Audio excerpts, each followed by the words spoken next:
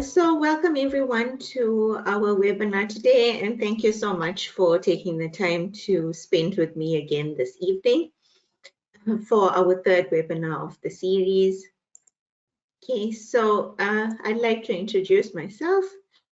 So I am the founder and director of Fundamental Project Management. It's a company that does project management training as well as consulting services. I've got over 15 years of dedicated experience in both program and project management. I've spearheaded numerous impactful projects across financial services, telecommunications, as well as the retail sectors of South Africa. My hands-on experience, stemming from managing intricate IT components within these sectors definitely enriched my understanding and insight into the world of project management. My roots, they go back to my education in chemical engineering right here in South Africa. And soon after, I discovered my true passion, which is definitely projects, and that was within the banking industry. And throughout my career, I've donned many hats, from process engineer and business analyst, ascending then to project manager and then program manager. And each of the roles that I've had, added this unique thread to a vibrant tapestry that I call my career, a journey that I've actually cherished deeply. In addition, I'm also certified program management professional as well as project management professional. I've also am disciplined agile, certified both Scrum Master as well as Senior Scrum Master. And I've harnessed these global standards to definitely boost my professional expertise. Now, my mission is to share my knowledge, experiences, and passion with budding professionals like yourself. I'm deeply committed to training, coaching, and mentoring individuals, not only to understand the world of project management, but actually to thrive in it. Okay. So I hope you'll allow me to help you to be able to reach those heights in your career. So in session 3 for today, we're going to be covering the domains, the tasks, and the understanding of the PMBOK. Some key takeaway from the sessions, we're going to recap or go through what we've done in session 2. We're going to talk about the PMP and the CAPM domains and tasks, understanding the PMBOK guide, its structure, the 12 principles of project management. We'll talk about the performance domains. We'll also then look at some of the common pitfalls and mistakes that people make while preparing for the exam. And then we'll do some sample exam-like questions, and then frequently asked questions as we normally do. And then I'll give a little snippet about the upcoming session roadmap. Okay, so session 2, the roadmap. In session 2, we covered the exam pattern, the application process, as well as the studying material. So we'll go through them, quicker than we did in session 2. So firstly, covering the number of questions for the PMP and the CAPM exam. Firstly, the CAPM exam. This exam is made up of 150 questions. You have 15 questions, that's pre-test questions, that doesn't affect the score that you would get for the exam. And then you've got 135 questions, which is scored, and you have a time limit of 3 hours to be able to complete the exam. Moving on to the PMP exam, there is 180 total questions. 5 of them are pre-test questions, that's unscored, and then you've got 175 questions that is scored, and you've got a total of 230 minutes to be able to complete the exam. From the application process perspective, firstly, you would need to check that you fulfill the eligibility criteria, both the educational requirements, the PM experience, as well as the training hours. Once that's done, you then complete your application on the PMI website. Once submitted, the application will be reviewed by PMI. PMI may ask for additional information at this stage if you enter the audit. Once your application is approved, you can then move on to payment. And once payment for the exam is done, then you are able to schedule your exam at a suitable time, date, and location. So that's in brief the application process. Okay, in the last session, we also had a look at the books that you would require or is advised for both certifications. So the CAPM, these are the books that's listed in the new exam reference list.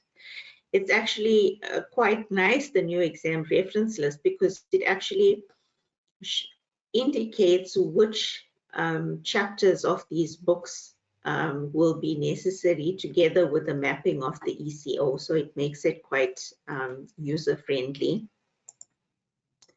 Then from a PMP point of view, the study materials are shown on the screen.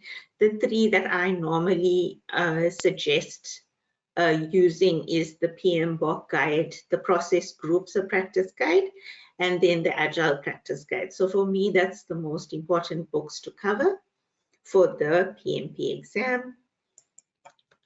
We've also delved into a good study tool the last time, which is the PMI study hall. It's quite useful in your preparation towards the exam. It has full-length exam type questions, full-length exams, practice questions, flashcards. So if you are interested, I do think that this is quite a useful tool for you. Okay, now looking at exam preparation tips. So we've also actually covered this the last time.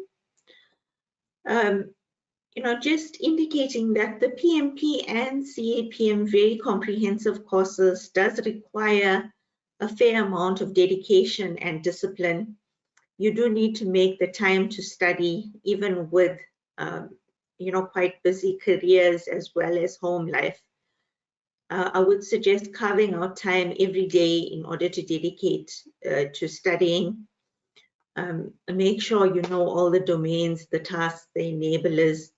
Ensure that practice questions are used for each section, so you get a feel of the questions for the exam.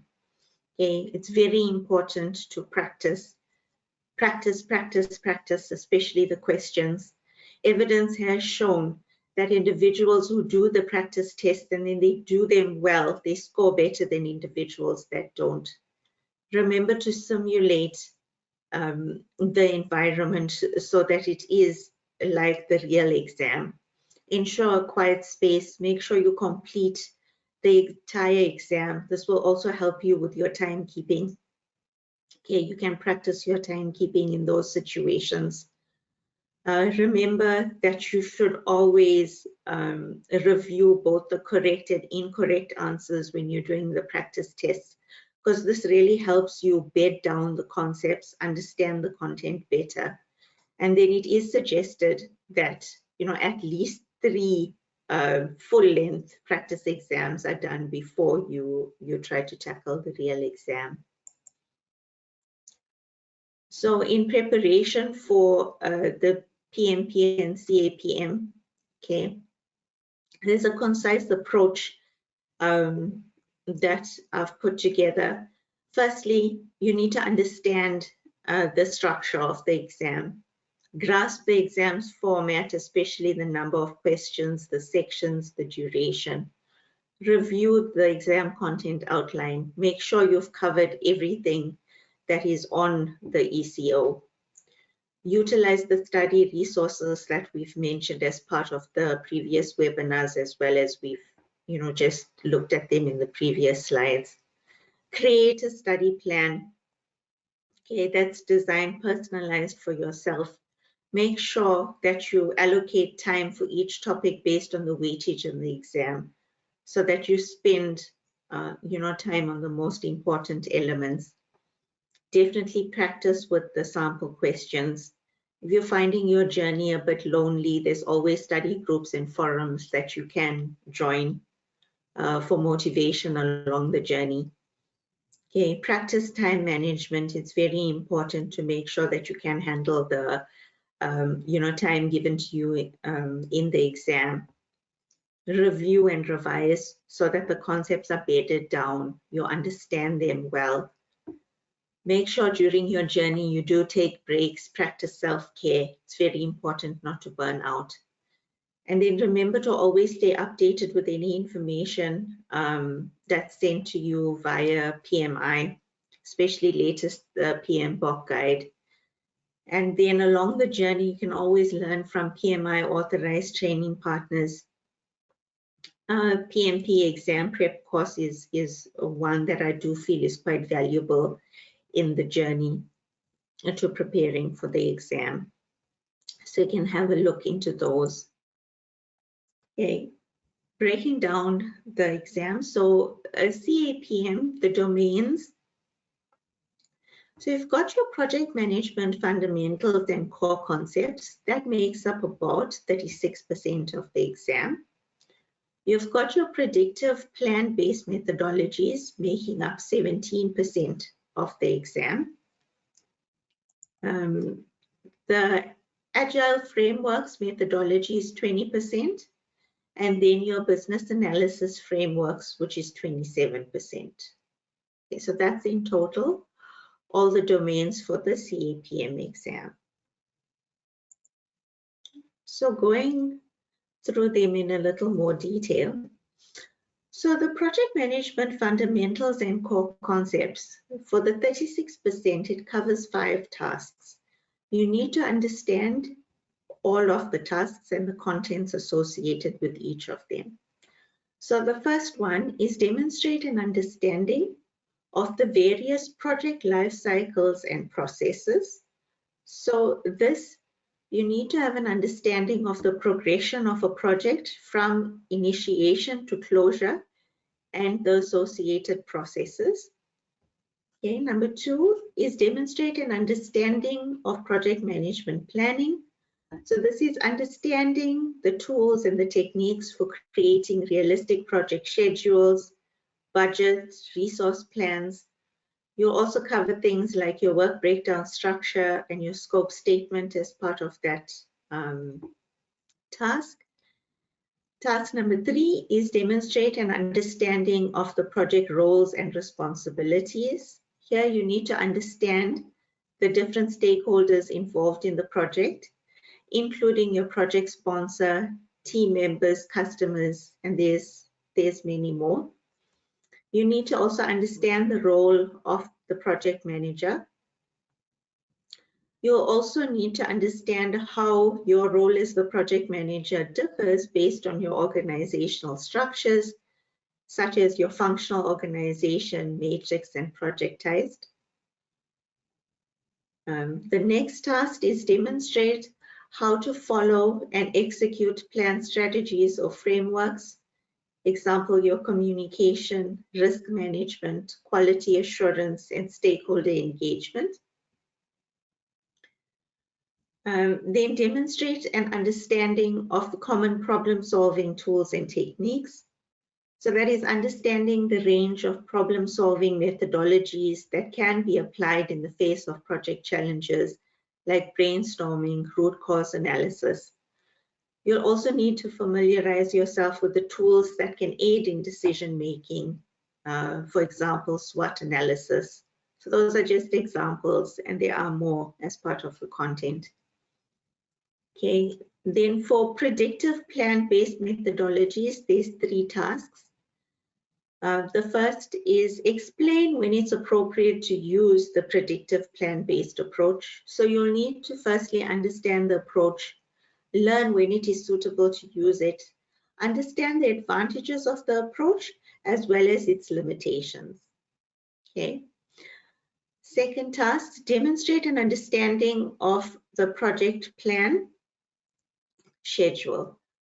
So you'll need to understand the tools and techniques for creating the realistic project schedule, such as your Gantt charts, critical path method. Learn about how to define milestones and deliverables. You need to learn about the dependencies and how to adjust your schedule for changes or delays. And the third task is determine how to document project controls of the predictive plan-based projects. So you'll need to understand the significance of setting up the control mechanisms to monitor and manage the scope, costs, quality, and risks on your project. Understand the importance of the documentation for this planned approach, and understanding also the importance of a change control process. Okay, so that's all part of the predictive plan-based methodology. Then for your agile frameworks or methodologies, you have 5 tasks that you would need to understand. So the first one is explain when it's appropriate to use the adaptive approach. So again, understanding the approach, its characteristics, including when it's beneficial to use, determine how to plan, or the second task, sorry, is determine how to plan project iterations. So there you learn about your sprints, your backlog prioritization, also sprint planning. Okay, task number 3 is determine how to document project controls for an adaptive project. So you learn here about burn down charts, definition of done, reviews and retrospectives, all very important.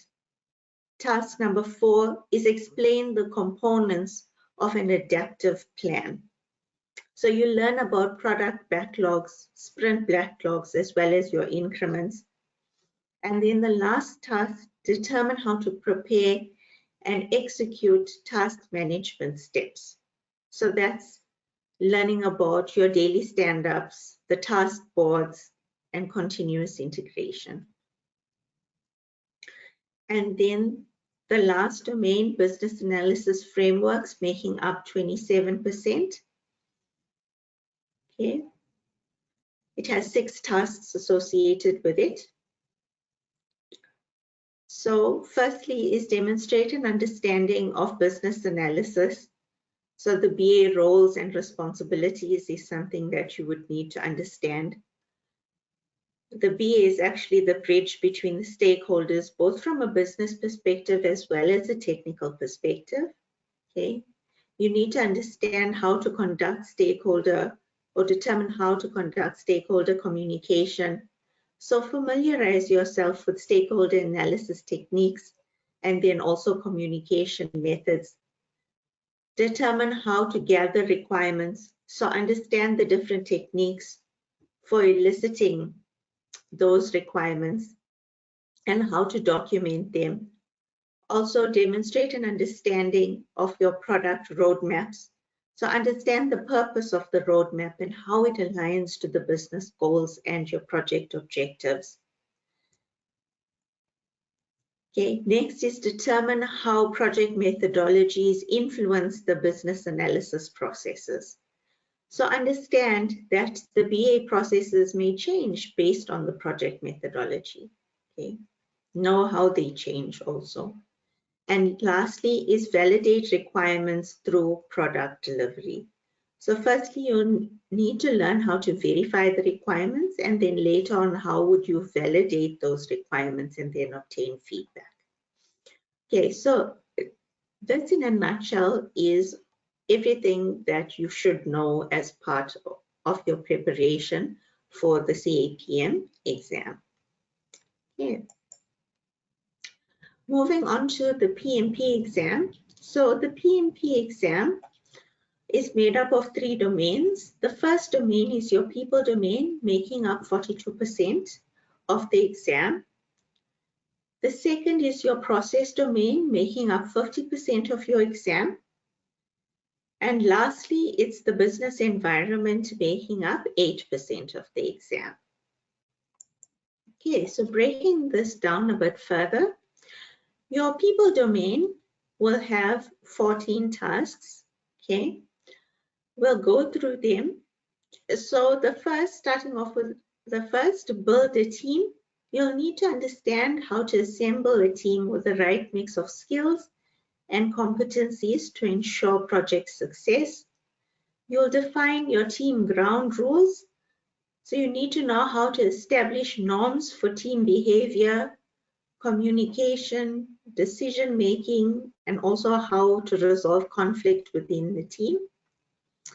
Build a shared understanding of the project, so how you would do that. So learn how to ensure everyone understands the project goals, scope, deliverables, and the importance of the project.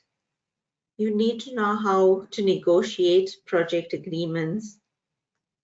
Also empower team members and stakeholders. So ensure that team members and stakeholders have the means as well as the confidence to be able to contribute effectively to the project. Ensure team members and stakeholders are adequately trained for the roles that they need to perform. Engage and support virtual teams. This is especially common now, where there's a blend and a mix of team members in projects. Learn how to effectively collaborate with stakeholders. Also to lead a team. So be able to provide the direction, the inspiration, and motivation to guide the team towards achieving those project goals and navigating the challenges that exist in projects. Address and get rid of any team barriers, obstacles, and blockers. Learn how to support team performance, how to manage conflict, how to address disputes and disagreements in a constructive manner, how to mentor the appropriate stakeholders, and how to enhance group success by utilizing emotional intelligence.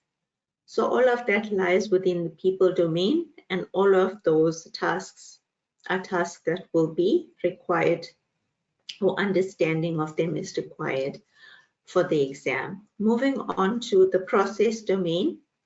There's 17 tasks as part of the process domain. So the tasks are plan and manage scope, plan and manage budget and resources, also plan and manage the schedule, plan and manage quality of the products and the deliverables. So integrate the project planning activities. So this is making sure that you harmonize all the planning efforts, the scope, the schedule, the cost, to create a cohesive and comprehensive project plan. Then plan and manage procurement. So it's also identifying what external services or products are needed and manage the procurement process from vendor selection all the way through to contract closure. Determine the appropriate project methodology, methods, and practices. So this will be choosing whether, agile, waterfall, or hybrid is more suitable for the project. Establish project governance structure. So how do you oversee the project? So what oversight is required? Plan and manage the project and the phase closure. Execute projects to deliver the business value. Manage communications, assess and manage risks, engage stakeholders, manage the project artifacts, manage project changes. So that's, modifying and controlling modifications to things like the scope, schedule, cost. Manage project issues. And lastly, ensure knowledge transfer for project continuity. So quite a large chunk for the exam, 50% attributed to that domain. And then your last domain, business environment domain, 4 tasks. So it's plan and manage your project compliance. So ensure that your project aligns with both the internal company policies, the laws that exist in the country, regulations, and also your industry standards. Evaluate and deliver project benefits and value. Evaluate and address external business environment changes for impact on the scope. Okay, so that's monitoring your external environments, things like your market shifts, regulatory changes, technological advancements to determine what might impact the project scope. Okay. And lastly, support organizational change, making sure that the transition of the project to operations is smooth. Okay, so that's in a nutshell all of the tasks that is required for the PMP exam. Understanding of all of those tasks quite important. So the purpose of the standard for project management. Okay, so the standard of project management, it's a guidebook for how to run projects. So it's like a recipe, that tells you the steps to make a dish, but instead it's for managing projects. So no matter where you are, what type of project it is, or how you decide to do it, the guide can help. It talks about the rules to follow, the different roles people have, the surroundings of the project, and how project management then interacts with product management. Okay, so the PMBOK, it can be used for any industry, any location, any size of project, any delivery approach. It is really that versatile. Okay, looking at the structure of the PMBOK. So firstly, like every other book, I think there is an introduction. This section in the PMBOK, it serves as an orientation to the book. It details the scope, the significance, as well as the applicability of the PMBOK guide. It offers clarity on the foundational concepts of project management and the rationale behind the guide's methodologies. Then you also have a section for your project performance domains. So these are the core areas of the project management expertise. So they cover the vital aspects such as planning, executing, monitoring, and closure. Each domain here is thoroughly broken down, emphasizing the necessary knowledge as well as the best practices for each of these domains. There's also a section on tailoring, so definitely recognizing that projects are quite diverse. And tailoring section emphasizes that that customization is possible. It really does underscore the importance of aligning the PMBOK's methodology with the specific nuances and demands of individual projects. So it ensures both efficiency and relevance. And then you also have models, methods, and artifacts as part of the books. So these are the deep dives into the tactical aspects of project management. So the models in the books, they're the conceptual frameworks that can be used. It provides a standardized perspective for the approach that you can follow in your projects.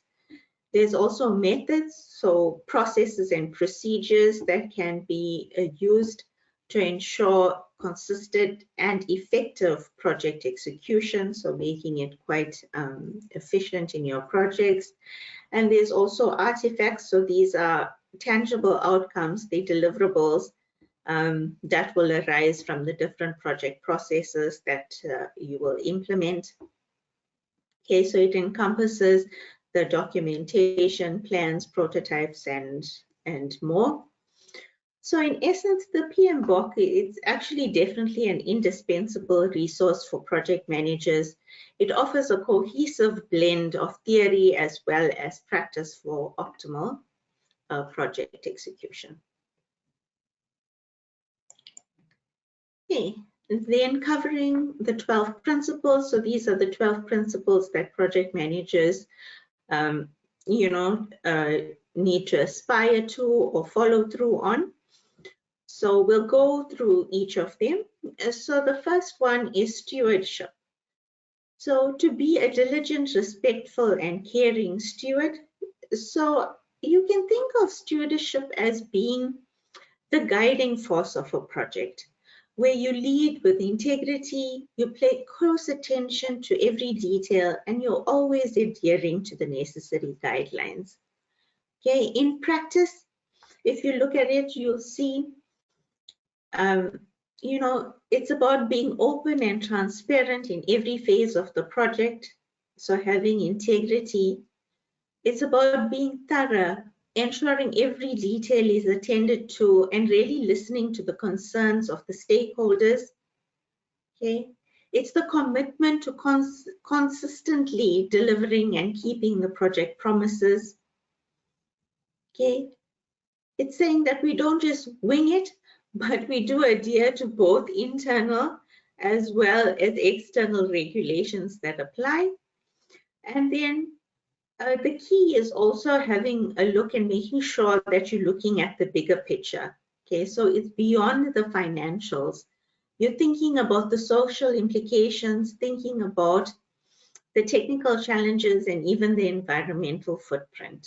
Okay, so in essence, stewardship isn't just about managing the project. It's about leading it with a broader perspective, ensuring it benefits not just your organization, but the entire community and the world around us.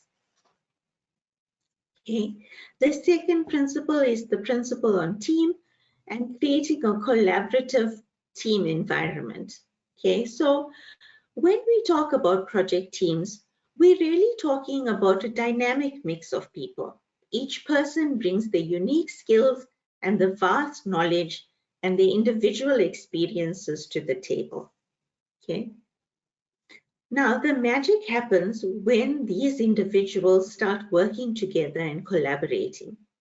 Together, they can achieve goals not just effectively, but also quite efficiently, much more so than if they were working alone. So it's crucial to understand that for projects, it's actually the teams that make the project succeed. Okay. And normally you would find that although the teams operate within the guidelines set by the organization and their profession, they often create their own unique culture, and it's the local culture, it becomes their signature style and something that teams love to be a part of. Okay, and when teams collaborate, okay, three things actually happens. So the team starts working together and aligning with the broader organizational goals. Okay.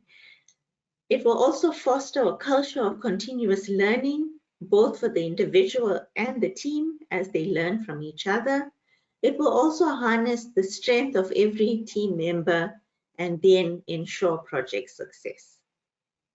Okay. The third principle is stakeholders and effectively engaging with the stakeholders. Okay.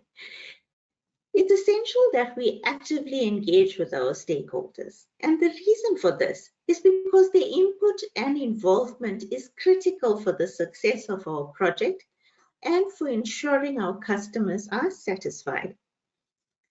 So stakeholders have a direct impact on our projects. They shape its direction, its performance, and also its results. So our project teams actually have a duty. We're not just here to manage the tasks. We're here to connect and engage with those stakeholders.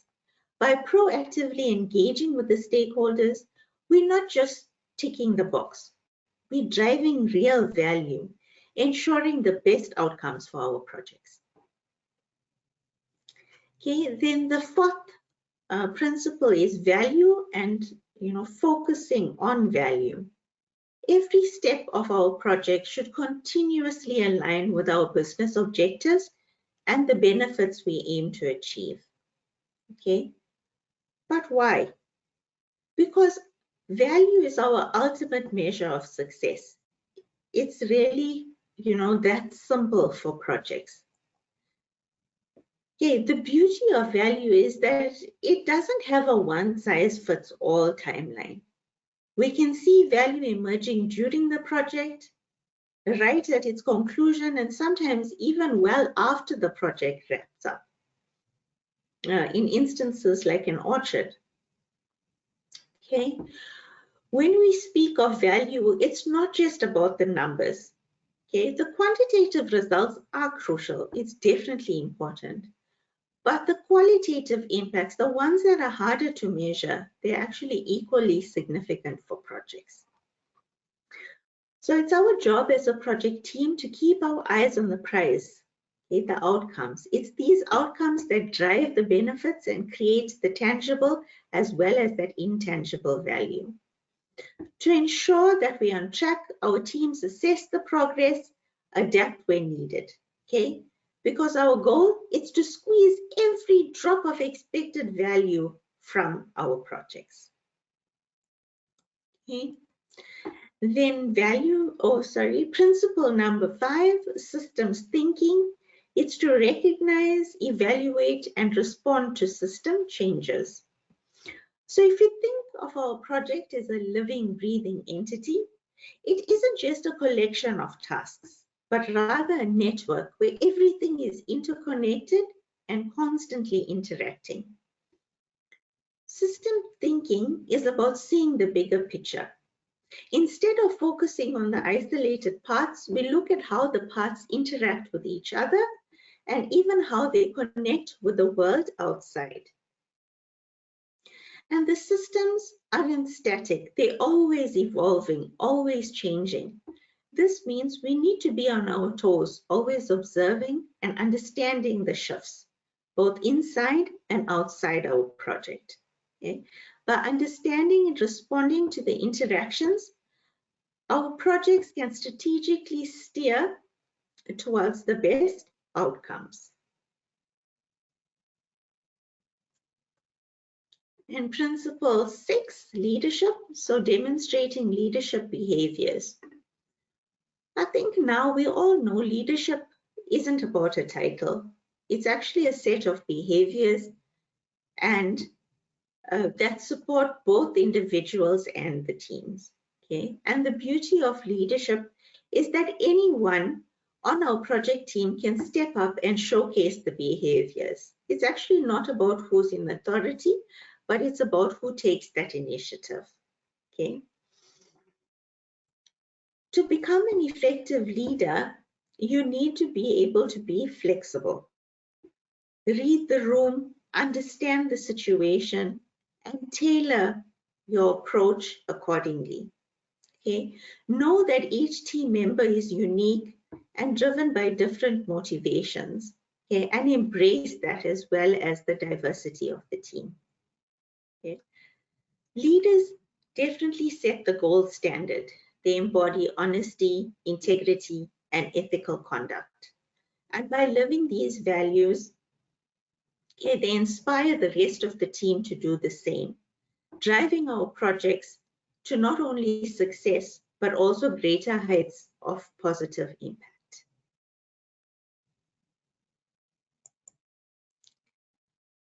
Okay, so moving on. So principle number 7 is tailoring, and it's tailoring based on context. So as we discussed earlier, every project we undertake is like a unique puzzle. There's no one-size-fits-all solution. And the key to project success is understanding that unique context and adapting the methods accordingly. Okay, it's about achieving our goals efficiently, maximizing value while being mindful of costs and time. So when you design the approach for the project, it doesn't mean setting it in stone at the start once you've bedded it down and forgetting about it.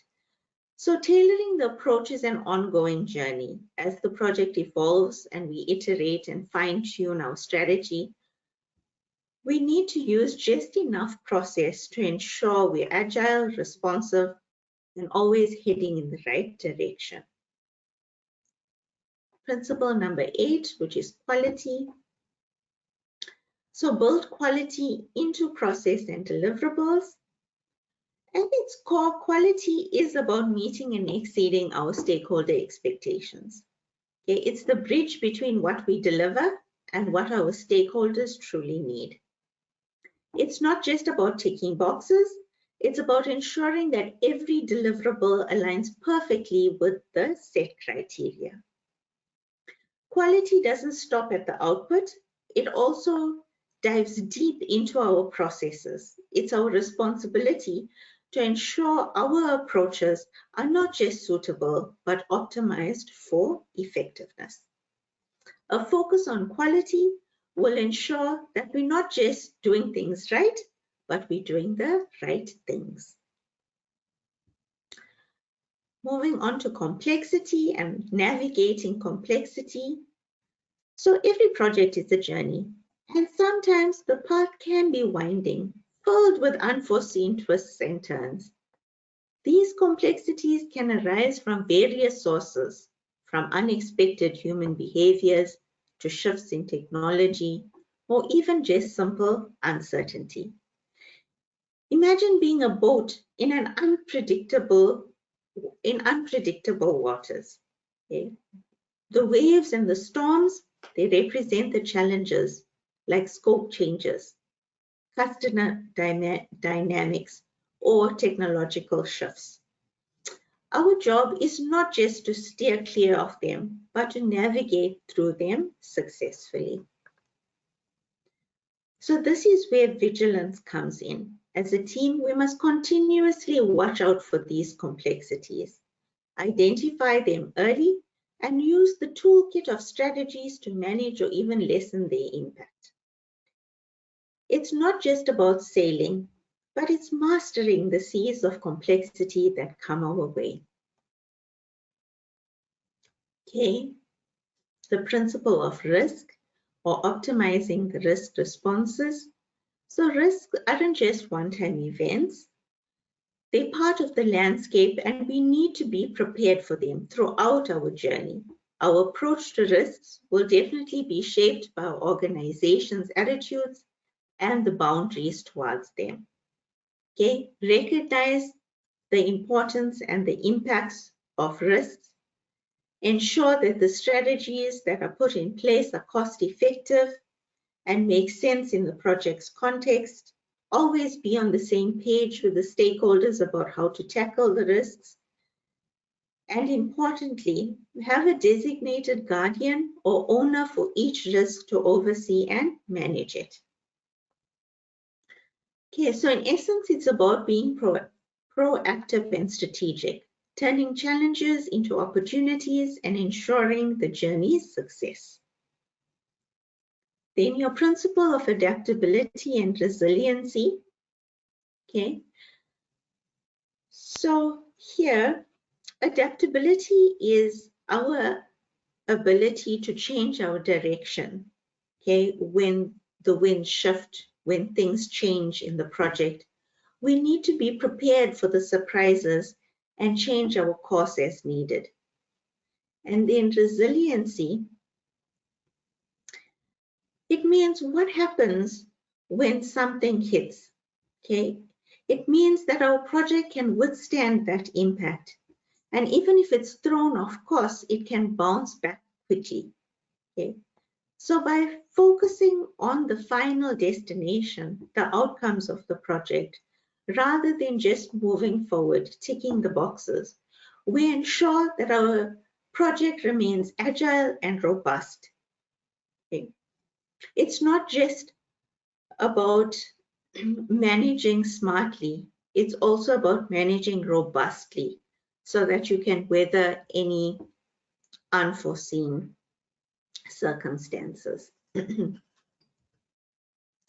And the last principle, change. It's enable change to achieve the envisioned future state. Okay. The journey of change, you need to make sure and ensure that everyone feels comfortable and prepared for the new environment that will emerge when the project lands.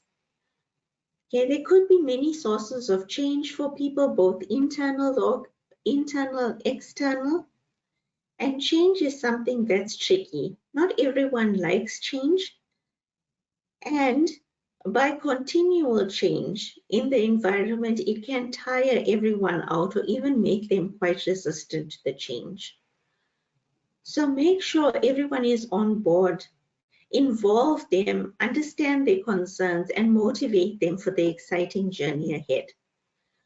Our project success isn't just about landing off the projects, but making sure that everyone is comfortable with the project and comes along on the journey. Okay, so that are the 12 principles that we should aspire towards as project managers. And then looking at the project performance domains. Okay, so I'll explain each of the domains now. So firstly, what is a project performance domain? It's actually defined as a group of related activities that are critical for the effective delivery of the project outcomes. Okay, so it basically means that your activities are grouped in terms of these or are put together in these groupings to make it easier for understanding as well as execution on projects. All these performance domains, they operate in an integrated system to enable successful project delivery. So they can work on their own, but they also are interrelated with each other. So the first performance domain, called stakeholders. Okay, so the stakeholder performance domain, it addresses all the activities and the functions that are associated with stakeholders and how we work with the stakeholders. Okay, so good interaction with stakeholders, as we know, will lead to project success, and we utilize the strategies as part of this domain to ensure that stakeholders can actively participate in project decisions and actions. Okay, your team performance domain is all about how the teams work together. It focuses on those who will deliver the project results. It's critical to create the setting where the team can excel and everyone can take on leadership roles, and we all share responsibility for the project success. Okay, the development approach and lifecycle performance domain, this focuses on how we tackle a project based on what we're delivering. So depending on the project needs, we might choose a fixed plan, an adaptive one, a mix of both. The choices will affect how often we deliver results and the stages our project will go through. So that's what is covered in the development approach and life cycle. Then the planning performance domain is all about organizing and coordinating for successful project results. So we start planning at the beginning, but it's an ongoing process that adapts to the project needs, the approach that we're using, and the stakeholders. So how much and how often we plan will also depend on various factors like the product as well as the environment. So the project work performance domain, that focuses on setting up your processes, managing resources, and encouraging a learning atmosphere. It's all about ensuring the team can deliver value. It involves clear communication, stakeholder engagement, and handling resources effectively.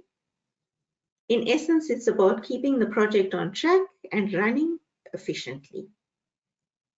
Okay, the delivery performance domain, it's centered on fulfilling the project scope, its quality goals. It's about turning strategies into results and meeting business objectives.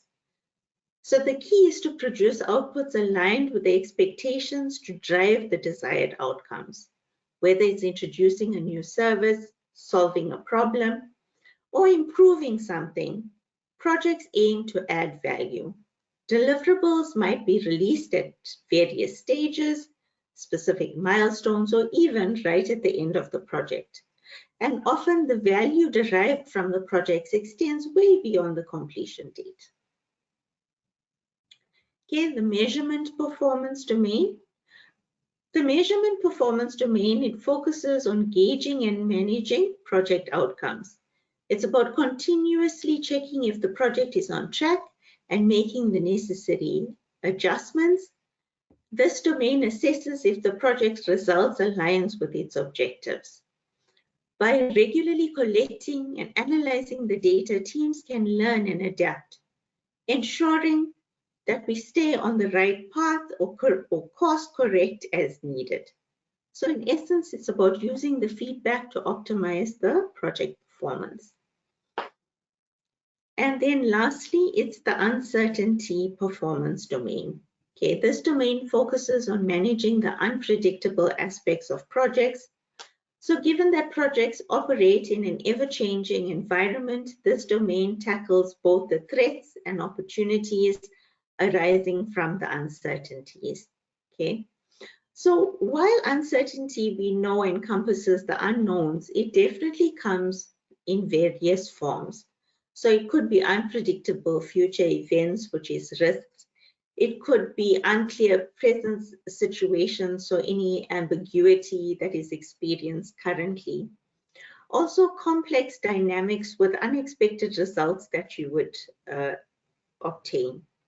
And essentially, this domain emphasizes the need for project teams to recognize, understand, and navigate the uncertainties to ensure the project's success. Okay, so that's quite a lot that we've covered so far. So I think looking at the PMBOK guide, okay, so the PMBOK guide, the 6th edition, it was designed by PMI to be project manager and process focused. So while the 7th edition is project team and outcome focused. So that's basically the difference in the approach of both the books. The PMBOK Guide 6th edition, the project manager tailor the knowledge areas, the processes, the inputs, the tools, the techniques, and the outputs, which is tailored for the project environment. Okay, so very much led by the project manager. And the PMBOK Guide 7th edition, it's actually the teams that use the principles to inform the project output. So definitely more team-based, team-orientated. So that's the key difference between the two books and the approach that, that's taken by PMI on those. Okay. Looking at the common pitfalls and mistakes to avoid when preparing for the exam. So the first one is inadequate planning. Okay, so just as you would do a plan for your projects, create a plan for your studying time. Definitely very essential. So without that structured study plan, you risk missing things out, crucial topics, spending too much time on things that's less essential. So to optimize your time, create your study plan. Okay, then misplaced confidence. Okay, so having confidence is definitely essential to be able to take the exam. But sometimes overconfidence will lead you to being underprepared. Also, sometimes there's a lack of confidence, so it hinders performance. So make sure that the confidence you have is in the right place. So make sure you have a lot of confidence due to you being prepared for the exam, putting the amount of time and effort in. Okay. Then we also find that some of the pitfalls is sole reliance on free study questions. So definitely free resources are great to start with. They are valuable, but sometimes they don't offer the breadth or the depth of what you require to be successful in the exam. Okay, so I would suggest investing in reputable study course and materials. And then skipping full-length practice exams. So the exams are not just about knowledge, but it's also endurance.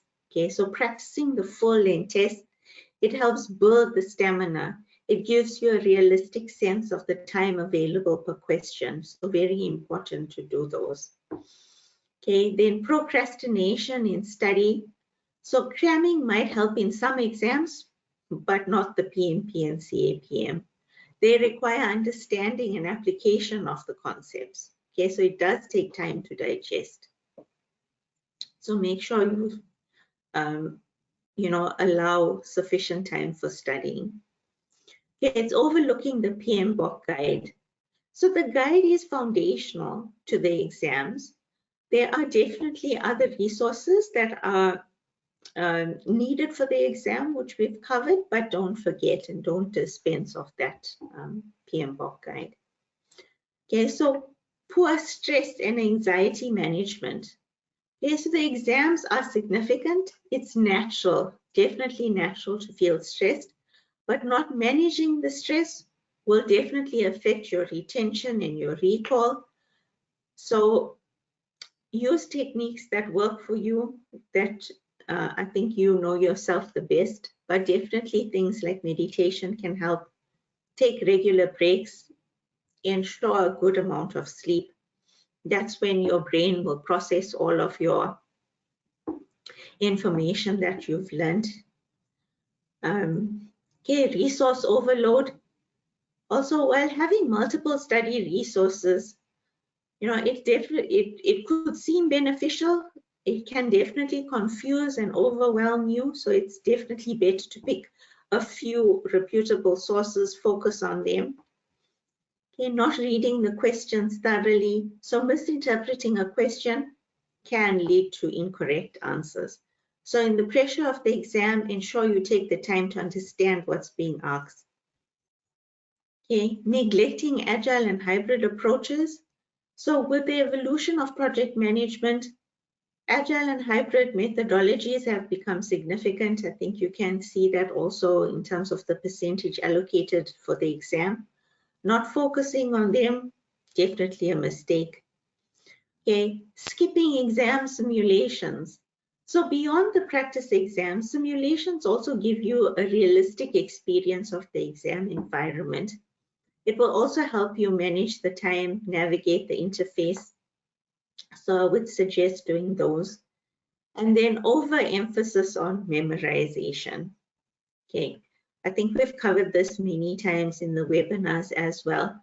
While there is some memorizing of items that's required, okay, the exam is definitely an application of the real world applications. It's far more critical and crucial. Okay, so memorizing it won't assist in scenario-based questions. So take the time to understand.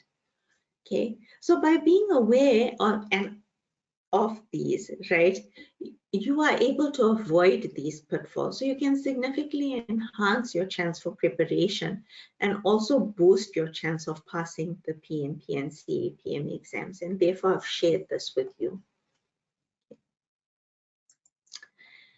So moving on, I think to quite an exciting section now, which is our sample questions. So I have a couple of sample questions that I'm hoping that you contribute to. So you're welcome to type in your answer in the chat. So the first question, so this is geared to the CAPM exam. So which interpersonal skill is displayed by developing a vision and strategy and inspires people to achieve that vision and strategy?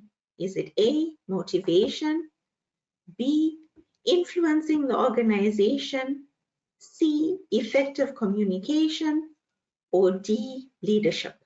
Yeah, I'll give you about 10 seconds to type in any answers.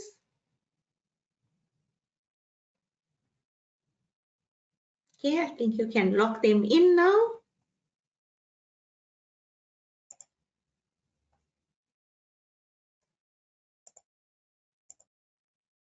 Okay, answer is leadership. Okay, so leadership, and the reason why leadership is the correct choice is because leadership is fundamentally about setting that vision and strategy, okay, and then mobilizing the people to achieve the strategy. Okay, so a leader will set the direction, provide the guidance, and inspire and motivate the team. Okay, so going through quickly, why are the other answers not correct, right? So if we look at motivation, while motivating individuals is definitely a component of leadership, motivation by itself doesn't encompass the setting of the vision, okay, and the strategy. It's more about providing people reason and incentives to act in a certain way, okay. Then two, why isn't it influencing the organization? So influence also part of leadership, but it's more about capacity to have an effect on the character of someone, okay, or the behavior of someone. So it isn't necessarily covering the setting of that vision and the strategy. And effective communication also, you know, part of leadership, but definitely in itself not being able to set that vision and strategy. Okay, and therefore leadership actually, you know, covers all of the above facets. So leadership actually is the most comprehensive and appropriate answer for the question. Okay, so next one also for CAPM exam holders. So control procurement is performed as part of which process group? Is it A, planning, B, executing, C, monitoring and controlling, or D, closing? Okay, I'll give you 10 seconds. You're welcome to type in the chat. You can lock in your answers. Okay. Great. Okay, answer, monitoring and controlling. Okay, so monitoring and controlling, definitely the process group in project management that involves tracking, reviewing, orchestrating performance and progress of the project. Control procurement is specifically also about overseeing and managing that contractual aspects, obligations related to procurement in a project. Okay, so why is it not planning? So the planning process group we know is about setting the roadmap for the project. It includes defining the scope and the objectives. Procurement planning is done at this stage. Okay, it's the actual control and the oversight of the procurements only happen during monitoring and controlling, and therefore not planning. And it's also not executing, because executing is where the work is performed to produce the project deliverables. Okay, so things like selecting suppliers or selecting sellers will occur during that phase. Okay, so definitely not executing. And then in closing, the closing process group, it's finalizing all the activities for the project. And then that would be like the final validation of the contractual compliance that will occur here. So definitely not the ongoing control of the procurements. So given that information, monitoring and controlling is most accurately reflects the phase where the active oversight and the management of procurements happens, including ensuring contractual compliance, managing changes or disputes, okay, will take place during that phase. Okay, next question for PMP. A customer is contemplating adding new features to the project deliverable. Before a project team member starts working on the new features, what is a mandatory step? Is it A, gain approval from the project manager? B, ensure the change control board approves? C, gain approval from the project sponsor? Or D, ensure key subject matter experts or SMEs approve? Okay, you're welcome to put your answers in the chat, 10 seconds. Okay, you can lock in your answers. Great, thank you. Okay, so it's B, ensure the change control board approves. Okay, so it's the change control board, it's the formally chartered group. Okay, they're responsible for reviewing, evaluating, and approving changes for the project. Okay, also for recording and communicating the decisions. So when there's proposed changes to the project, especially ones that affect the project scope, time, cost, or quality, it is this board that plays that vital role in determining whether the changes should be implemented. Okay, so if you thought it's gain approval from the project manager, Okay, the project manager definitely plays a crucial role in managing and overseeing the project, but they don't have the sole authority to approve changes, especially those that might significantly impact the project scope, time, cost, as well as quality. Okay, they could form part of the CCB, but the changes usually need a collective decision. Okay, so if you've chosen gain approval from the project sponsor, so the sponsor is definitely an important stakeholder and definitely is part or might be part of the change control board. The sponsor by themselves don't hold the sole authority to be able to approve changes without going through the formal change control processes. Okay, and then if you said ensure key subject matter experts approve, so you will definitely get the insights into the technical feasibility and implications of the proposed change from the SMEs. They typically, they're not the decision-making authority or entity for approving the changes. So the input will be taken to the change control board, but the change control board will have the authority to make the decision.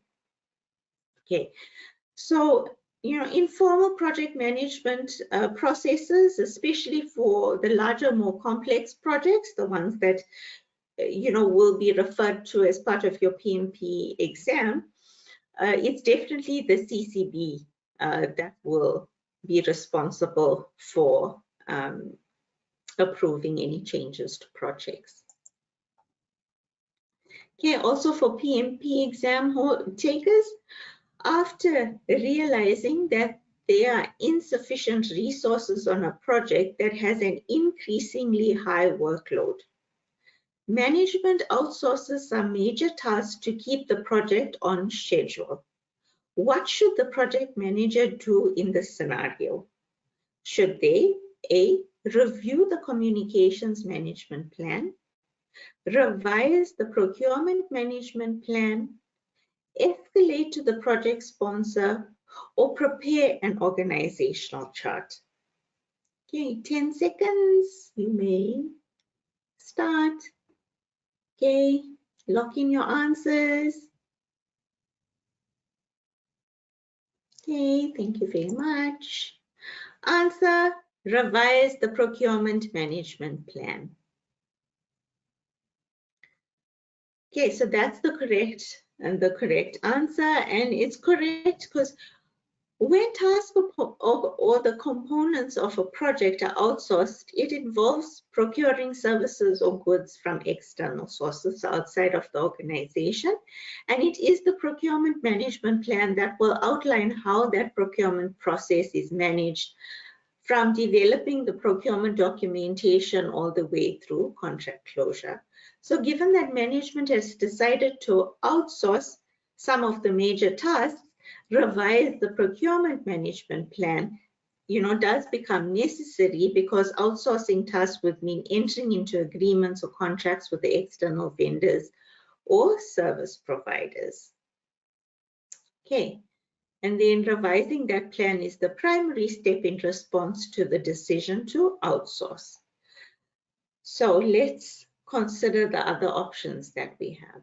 Okay, so first one, if you've chosen review the communication management plan, okay, while communication is definitely crucial when there's a change in the project, the direct impact of outsourcing isn't specifically on how the team communicates. Okay, this step might be important, but it's secondary to addressing the procurement needs.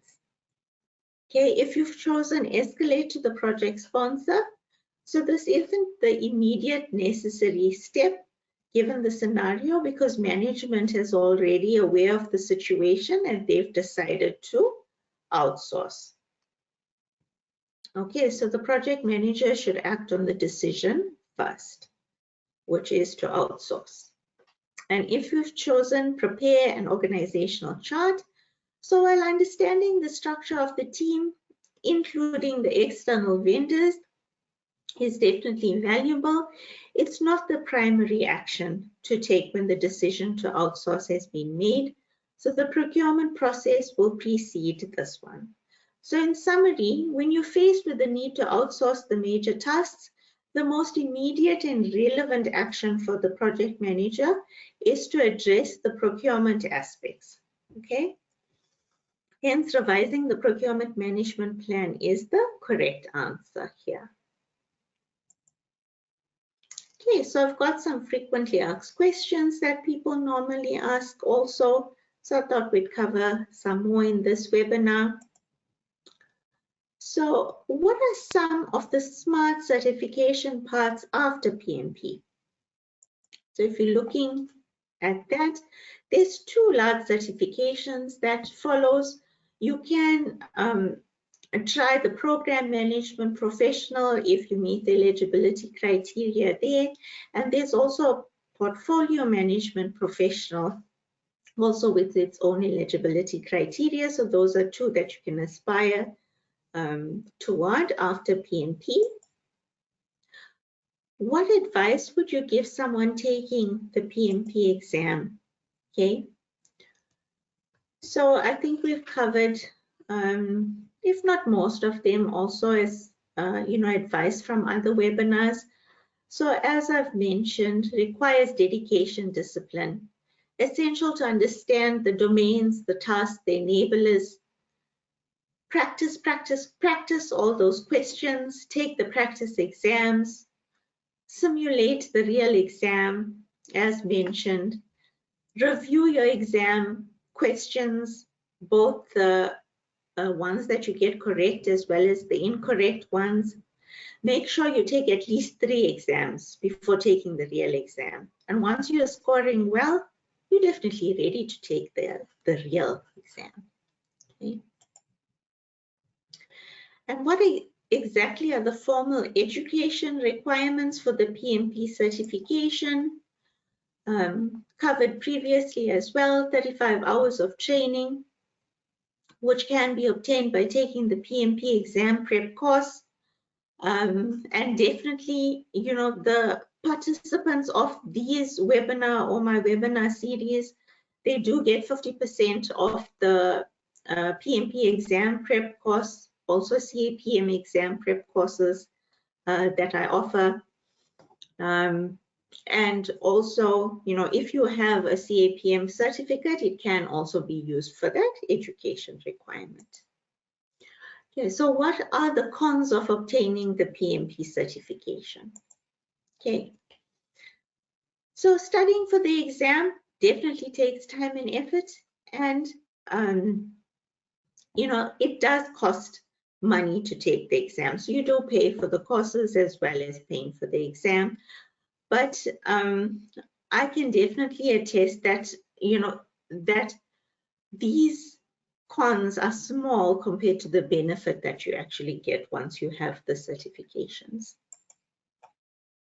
Okay, and should I apply for PMP eligibility first before studying, or studying for the PMP exam, or the other way around? So I would check that you meet the criteria, okay, and then study to take the exam. So I think we've covered this before. If you've got a 4-year degree, you need 36 months of experience leading projects, 35 hours of project management education or training. And then if you have a high school diploma, 60 months of project management experience leading projects and 35 hours of project management education or training. And then where do you like to go to earn PDUs to maintain your PMP certification? So actually many places. So you can get free PDUs by attending events or webinars, especially those from the PMI chapters. You can contribute to the community by writing articles. You can enroll in a course. There's online or self-study.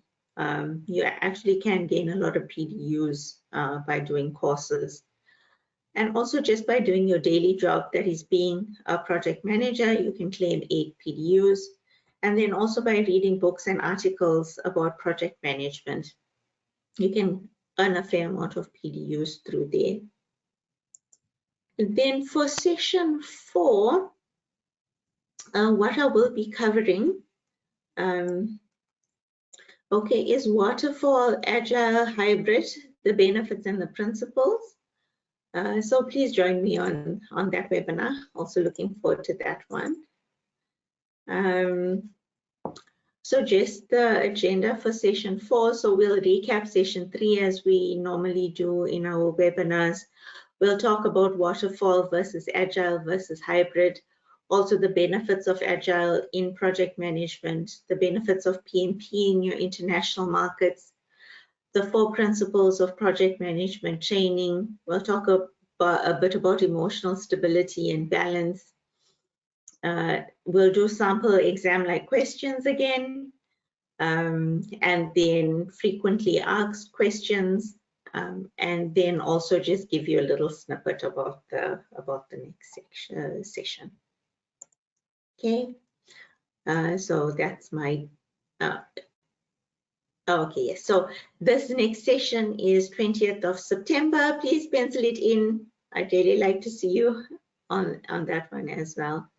And then if you're looking for it, these are my contact details. So you're welcome to make note of it. You can contact me there via email. Also, that's my mobile. And you will also find me on LinkedIn.